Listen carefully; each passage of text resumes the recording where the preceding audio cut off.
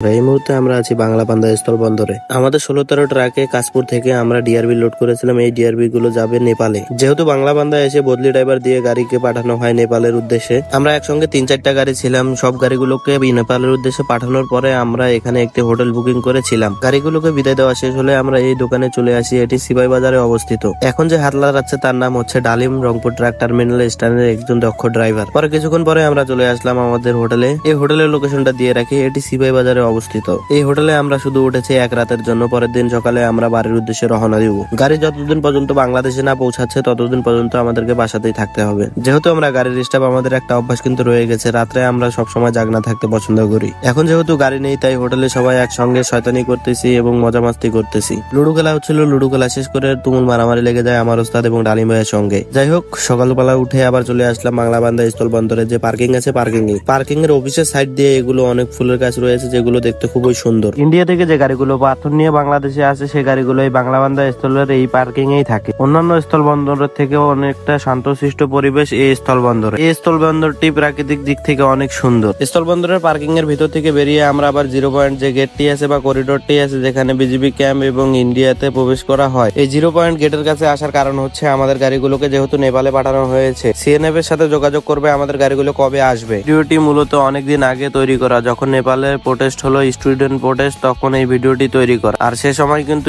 Student প্রোটেস্টের কারণে নেপালের প্রধানমন্ত্রীও পালিয়ে গিয়েছিল। নেপালে গন্ডগোলের কারণে আমাদের গাড়িও নেপালে আটকা পড়ে গেছিল, যার কারণে আমরা বাংলাবান্ধা স্থলবন্দরে সিএনএফ এর সঙ্গে সবসময় যোগাযোগ রাখছি। যেহেতু আমাদের গাড়ি এখন নেই, আমরা ফিরি, তাই বাংলাবান্ধা স্থলবন্দরের আশপাশটা আপনাদেরকে ঘুরে দেখাচ্ছি কিভাবে পাথর লোড আনলোডিং হয়, ইন্ডিয়ার গাড়িগুলো কিভাবে বাংলাদেশে প্রবেশ করে। এই বাংলাবান্ধা স্থলবন্দরের যে রোডটি আছে, রোডটি কিন্তু অনেক চওড়া বা চ্যাপ্টা। আমরা কিন্তু লোড আনলোডের সময় এগুলো জায়গা সবসময় ঘুরে থাকি। আপনাদেরকে দেখানোর ক্ষেত্রে আমরা ভ্যানে করে চারদিকটা ঘুরে বেড়াচ্ছি এবং আপনাদেরকে দেখাচ্ছি।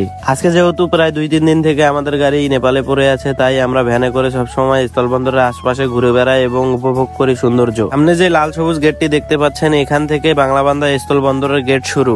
স্থলবন্দরের যে পার্কিং এরিয়া এখান থেকেই শুরু। আর আশেপাশে যে পাথরগুলো দেখতে পাচ্ছেন এটি কিন্তু পাবলিক ব্যবসায়ী। আপনারা ইন্ডিয়া থেকে গোটা পাথর বা বড় বড় পাথর নিয়ে এসে এখানে ভেঙে বাংলাদেশের বিভিন্ন স্থানে সাপ্লাই দিয়ে থাকে। আমরা মূলত কাশপুর বা ঢাকা থেকে যে ইন্ডিয়া বা নেপালের মালগুলো নিয়েছি, এগুলো ইন্ডিয়া বা নেপালে খালি করার পরে এখান থেকে পাথর ভরে আবার ঢাকার উদ্দেশ্যে রওনা দেই। অনেকের মনে প্রশ্ন থাকতে পারে যে গাড়ির ক্যাপাসিটি হলো 15 টন, তোমরা ওভার মাল নিয়ে কিভাবে যাতায়াত করো? তাদের উদ্দেশ্যে বলি, আমাদের যখন ফুলবাতা গাড়ি পাথর নেই, গাড়ির ওয়েট কিন্তু 32 থেকে 35 টনের কাছাকাছি চলে যায়। এই ওভারলোড মাল নিয়ে আমরা তখন পাবনা কাজিরহাট ফেরিঘাট থেকে আরিচা ফেরিঘাটে উঠি, সেখান থেকে আমরা ঢাকার উদ্দেশ্যে রওনা দেই। এই মুহূর্তে আমরা বাংলাবান্ধা স্থলবন্দরের যে মেইন পার্কিং আছে সেখানে হেঁটে বেড়াচ্ছি এবং এখানে ইন্ডিয়ার গাড়ি এক সাইডে আর আরেক সাইডে যে সাদা কেবিনের গাড়িগুলো দেখতে পাচ্ছেন এগুলো কিন্তু সব নেপালি গাড়ি, সরাসরি নেপাল থেকে বাংলাদেশে এসেছে। স্থলবন্দরের পার্কিংটা এত বিশাল যে এখানে কয়েক হাজার গাড়ি একসঙ্গে পার্কিং করা সম্ভব। স্থলবন্দরের পার্কিং এরিয়াটা এত সুন্দর গোছানো যে বলার বাইরে। চারিদিক দিয়ে বাউন্ডারি দেওয়া আছে এবং বাউন্ডারির সাইড দিয়ে গার্ডের ব্যবস্থা আছে এবং